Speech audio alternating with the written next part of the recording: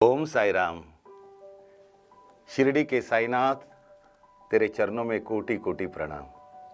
साई भक्तों, मैं मेरे जीवन का वो पन्ना आपके सामने खोलने जा रहा हूं जिसने मेरा जीवन बदल दिया। मेरा नेटिव प्लेस, मेरा मूल गांव महाराष्ट्र के वर्धा डिस्ट्रिक्ट और हिंगनघाट था। हिंगनघाट में कॉलेज की पढ़ाई होने के बाद मैं नागपुर कंप्यूटर का डिप्लोमा करने के लिए आया था। जब मैं वो कंप्यूटर का डिप्लोमा करने आया तब तक मैं बाबा का कोई भक्त ही नहीं था। मूलतः मैं नास्तिक था। ना मेरी कोई बाबा के ऊपर श्रद्धा थी, ना किसी भगवान को मानता था, बल्कि ज़्यादातर तो मैं भगवे कपड़े पहन के अगर कोई दिखता साधु सन्यासी महंत तो मैं उनकी थोड़ी सी मजा ले लेता था। जब मैं कॉलेज पढ़ता था तो मेरे जीवन में एक गुरुजी आए थे जो विज्ञान के टीचर थे। बहुत सुंदर विज्ञान के पढ़ाने वाले टीचर थे जिनका नाम था यादवराव वीएनवार। वैसे मैं उनका कोई स्टूडेंट नहीं था, पर वो परम साई के भक्त थे। उनके यहाँ हर गुरुवार बाबा की पूजा होती थी और ऑर्केस्ट्रा की प्रैक्टिस उनके यहाँ चलती थी। और मुझे थोड़ा सा संगीत का ये था, लगाव था, तो मैं उनके यहाँ प्रैक्टिस के लिए सुनने जाता था क्योंकि मुझे कुछ आता ही नहीं था। प्रैक्टिस चलती थी तो हम बाद में कुछ भजन बजा लेते थे, गा लेते थे। और जब भी कभी प्रोग्राम होता था तो उनके मुख से एक ही बात निकलती थी, ये तो सब बाबा करते हैं, ये सब बाबा करते हैं, ये बाबा की लीला है। तो मुझे बहुत गुस्सा आता था। और जब गुस्सा आता था तो मैं हरदम मेरे गुरुजी को बोलता, रहने दो तुम्हारे बाबा, मेहनत करते, हम दिन रात यहाँ प्रैक्टिस करते और आप कहते हैं कि बाबा करते हैं, बाबा करते हैं। इतना कहने के बावजूद वो कभी उसका जवाब नहीं देते थे और मुस्कुराकर कह देते थे, नरेन, एक आध दिन आएगा तुझे भी पता चल जाएगा मेरे बाबा क्या है। और एक दिन उन्होंने मुझे ऐसे कहने के बाद कह दी, देख नरेन, मेरी एक बात ध्यान रखना, जब भी तेरे जीवन में ऐसा क्षण आएगा कि तुझे कोई सहायता करने वाला नहीं होगा और तू हताश हो जाएगा, तब मेरे बाबा को याद कर लेना और मेरे बाबा से शर्त लगा लेना। मैं दावे के साथ कहता हूं, तू शर्त हार जाएगा और मेरे बाबा जीत जाएंगे। और कभी ऐसा हुआ मेरे बाबा हार गए तो आके मेरी आधी मूंछ कटवा देना, रहने दो। ऐसा करके मैं शांत हो गया। फिर मैं नागपुर पढ़ने आया ही था तो मैं मेरे चाचा के यहाँ जब जाता था तो नागपुर शहर में वर्धा रोड पे बाबा का एक बहुत सुंदर मंदिर है। वहां से जब भी जाता था तो बाबा का मंदिर है देख लेता था। एक दिन क्या हुआ दोस्तों, मैं हिंगनघाट से निकला, मेरी मम्मी की तबीयत ठीक नहीं थी, उसने मुझे टिफिन नहीं दिया और मैं बगैर टिफिन नागपुर आ गया। सोचा मेरे दोस्त आते हैं, उन्हीं के टिफिन में थोड़ा सा खा लूंगा, समय निकाल लूंगा और शाम को तो वापस आना ही है। मैं नागपुर आया, देखता हूं तो जो दोस्त टिफिन लेके आते थे उस दिन वो दोस्त आए ही नहीं। फिर तो खाने का प्रॉब्लम, जेब में कुछ पैसा नहीं। मैंने अपने ट्रेनिंग क्लास के एक दोस्त की साइकिल ली और सोचा चल मैं मेरे चाचा के यहाँ चला जाता हूं। तो मैं मेरे इंस्टीट्यूट से निकला चाचा के घर के तरफ जाने के लिए। तो रास्ते में वही बाबा का मंदिर दिखा। उस बाबा के मंदिर में आरती चल रही थी। मैंने देखा, हाँ आरती चल रही है, ये वही मंदिर है, मेरे गुरुजी करते हैं, सब बाबा करते हैं, बाबा करते, उसी साई का मंदिर है। मैंने कुछ नहीं देखा, चले गया। और जब मैं मेरे चाचा के यहाँ गया तो पता चला उनके घर में लॉक है। मैंने पूछा पड़ोसियों को तो बोले कि अरे तुम्हारे चाचा सभी परिवार के सदस्य वो कहीं खाना खाने गए, कुछ फंक्शन में गए हैं। दोपहर के समय था, एक 12-1 के बीच का समय होगा। मैं लौटा, मेरे पैर कांप रहे थे, बहुत भूख लगी थी, इतनी भूख कि सहन नहीं हो रही थी। फिर मैं बोला चलो, मेरे एक मुंह बोले चाचा थे, मेरे पिताजी के मित्र, तो उनके यहाँ गया। देखता हूं तो उनके घर में लॉक। पड़ोसियों को पूछा कहाँ है ये अंकल, तो बोले अरे उनके मम्मी पापा का मेडिकल चेकअप है तो वो चले गए हैं सब फैमिली के साथ। फिर तो पूछो मत, जेब में पैसे नहीं, भूख इतनी लगी थी कि वो भूख सहन ही नहीं हो रही थी। और मैं लौटते लौटते बाबा के मंदिर के पास आया, तब तक मुझे भूख तो लगी थी। और वो महीना था मई का, और 1987 की बात है। अब भरी दोपहर में नागपुर की धूप तो आप जानते हैं 49-50 तक टेम्परेचर जाता है। ऐसी चिलचिलाहट गर्मी में मुझे प्यास लगी थी, तो मैंने बोला चलो बाबा के मंदिर में ठंडे पानी की मशीन लगी थी, फ्रीजर, तो मैं जाके पानी पी लूं। फिर मैं गया, ऐसा बाबा का मंदिर था और मंदिर के आगे में लेफ्ट साइड में वो बाबा की मशीन लगी थी ठंडे पानी की पीने के लिए।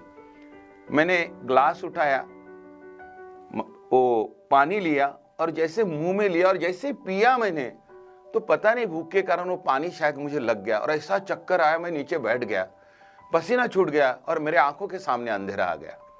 किसी ने दोनों हाथ पकड़ के मुझे उठाया और ले जाके बाबा के मंदिर में, जहां बाबा की मूर्त है उसके बाजू में दीवार से लिटाकर टेक के बिठा दिया। मेरी भूख मेरे सहन शक्ति के बाहर जा रही थी, मुझसे उठा भी नहीं जा रहा था और आंखों से आंसू आ रहे थे और सोच रहा था कि क्या, कितनी गरीबी कि मेरे पास में खाने के लिए पैसे नहीं।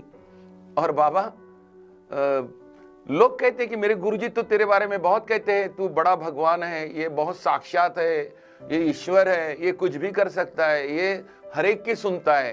तो चल, मेरे गुरुजी ने कहा था कभी वक्त आए तो शर्त लगा लेना, अगर तू नहीं हारा तो आके मेरी मूंछ कटवा देना। वो तो बड़े डींगे हाँक रहे थे, अब देखता हूं तू सही में भगवान है क्या नहीं। फिर मैंने क्या किया, देख रहा था, उतने में एक कोई होटल का लड़का एक अच्छी सी थाली लेके पूरा खाना सजा के बाबा के सामने रख दिया। उस पुजारी में थाली रख दिया, पानी घुमा दिया और वो पुजारी भी बैठा था और वो थाली मुझे दिखाई दे रही थी और वो थाली से जो खुशबू आ रही थी और थाली से जो भाप निकल रही थी, गरम गरम खाना था, तो मेरा दिल ललचा रहा था और मेरे मुंह में पानी आ रहा था और आंखों में आंसू भी थे। मैंने बोला, देख, मेरे गुरुजी कहते तू सबकी सुनता है, अगर तू सच्चा भगवान है तो मैं अभी किसी को नहीं कहूंगा, ना किसी से अपना दर्द बताऊंगा। तू अगर सच्चा भगवान है तो मुझे अभी के अभी खाना खिला के दिखा, वरना तू पत्थर का है और ये तेरे भक्त बेवकूफ है, बड़ी बड़ी बातें करते हैं। तू वहां बैठा है, तेरे सामने वो थाली है, ना तू कूद खा रहा है, ना मुझे खिला रहा है, ये पुजारी भी नहीं मुझे बोल रहा है और मुझे बहुत भूख लगी है। अगर तू सच्चा भगवान है तो मुझे खाना खिला दे। मन के अंदर में मैं ये बातें उस मूर्ति के साथ कर रहा था, यानी कि बाबा के साथ। बस एक ही मिनट हुआ था तो एक सरदार आया था। वो सरदार आके बाबा को नमस्कार किया, एक प्रदक्षिणा मारी, फिर नमस्कार किया और जैसे ही मुड़ा तो वो मैं दिखाई दिया। तो हुआ ये था कि 2 दिन पहले वो हमारे ट्रेनिंग इंस्टीट्यूट में सरदार आया था, वो साइकिल टूरिस्ट था। तो उसने स्माइल दी तो मैंने भी स्माइल दी बनावटी। तो वो आके बोलता है, अरे साईराम, आपने मुझे पहचान लिया? बोला, हाँ, 2 दिन पहले आप वहां हमारे कंप्यूटर ट्रेनिंग इंस्टीट्यूट में आए थे।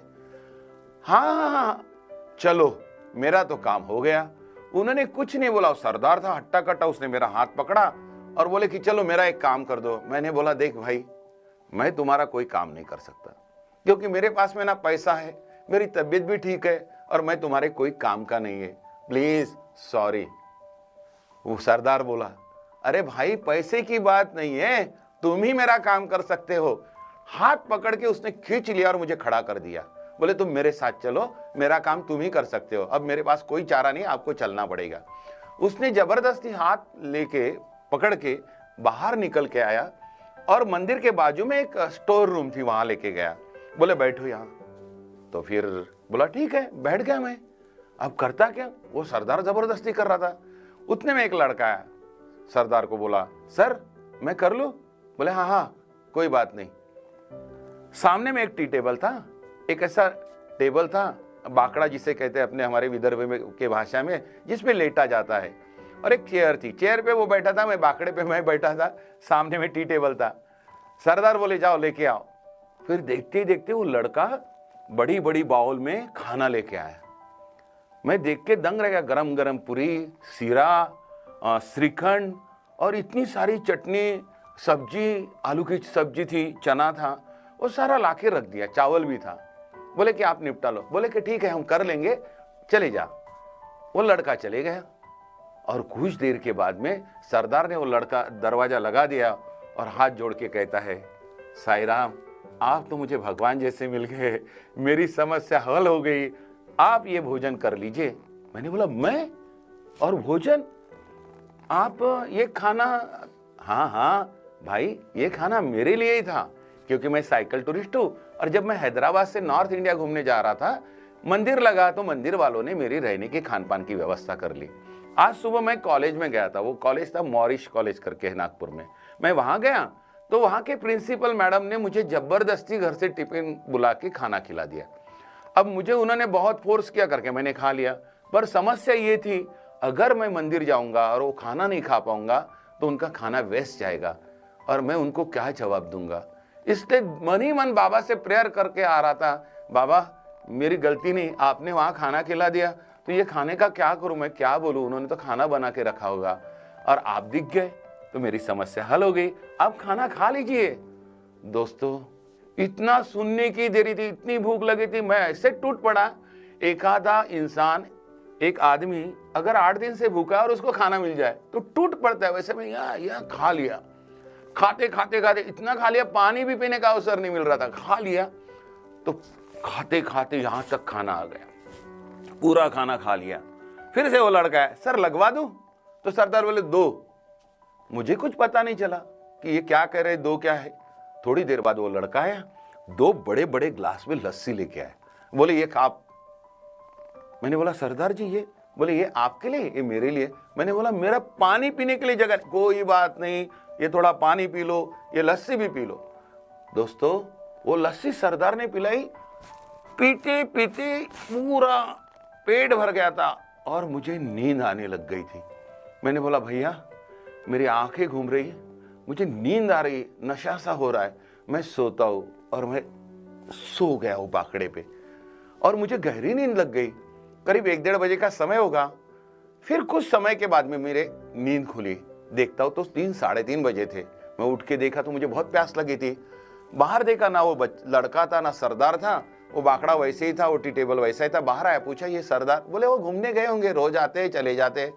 फिर मैं वहां से मंदिर आया और वो मंदिर के सामने हिस्से में आया और वही फिर जहां पानी का वो फ्रीजर लगा था, वो ग्लास में पानी लिया और पीने के लिए लिया और मैंने ऐसी नजर घुमा के देखा बाबा की ओर।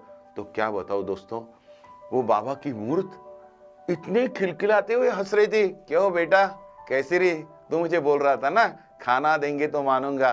कैसा खाना था मुझे समझ में, मुझे लगा शायद मैं भ्रम में हूं। पानी पिया, फिर देखा तो वो मूर्ति वैसे ही हंस रही थी। मुझे विश्वास नहीं हो रहा था, तीसरी बार देखा वो मूर्ति वैसे ही हंस रही थी। फिर मैंने बोला कि हे साईनाथ, मैंने बहुत भला बुरा कह दिया, लेकिन मेरे गुरुजी कहते तो तू वास्तव में है, तूने सुन लिया, आधे घंटे में मुझे इतना सुंदर खाना खिला दिया। मेरे गुरुजी कहते थे तू है, तो आज तूने दिखा दिया तू है। हे साईनाथ, तेरी कृपा ऐसे ही बना के रखना। और उसी दिन से मेरा भ्रम टूट गया, वरना मैं मानता था, क्योंकि मैं नास्तिक था, कोई भगवान नहीं, कोई संत नहीं है, ये साई क्या है कुछ नहीं जानता था। पर उस दिन से फिर वो बात हुई, मैंने बाबा को माना और फिर मैं मेरे गांव गया और जाके मेरे गुरुजी को, वो साउथ इंडियन गुरुजी वीएनवार सर को सुनाया किस्सा कि सर आज तो मंदिर में ऐसा ऐसा हुआ। तो मेरे गुरुजी के मुख से शब्द निकले, देख नरेन, तू माने या ना माने, वो सब कुछ सबकी बात जानता है। एक बात ध्यान में रखना, आज से तेरा बाबा की डायरी में रजिस्ट्रेशन हो गया है। बस ऐसे विश्वास रखना, जिंदगी में कभी पलट के नहीं देखेगा। और सच कहूं दोस्तों, मैंने उस दिन के बाद में मेरे जीवन का अंधियारा, मेरे जीवन की समस्याएं धीरे धीरे कम होते गई। ना मैं जानता हूं, ना पढ़ा लिखा हूं, संगीत कुछ नहीं जानता, फिर भी बाबा की कृपा से, बाबा की दया से बाबा ने मुझे उस लायक बना दिया कि आज करीब करीब 2011 से अब 2023 शुरू हो रही, जनवरी चल रहा है। तो इतने सारे दिनों में बाबा मुझे देश के 14 राज्यों में करीब करीब 250 साई कथा बाबा ने मुझसे करवा ली। ये बाबा का प्रेम है, ये बाबा की दया है, जो मुझसे लिखवा लेते हैं, गवा लेते हैं। और यही बाबा की कृपा है।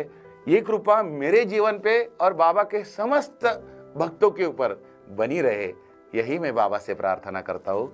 हे साईनाथ, हे दया निधान, हे दया सागर, आप महान हो, हम सब पे तेरी कृपा बनी रहे। ओम साई राम, ओम साई राम, ओम साई राम।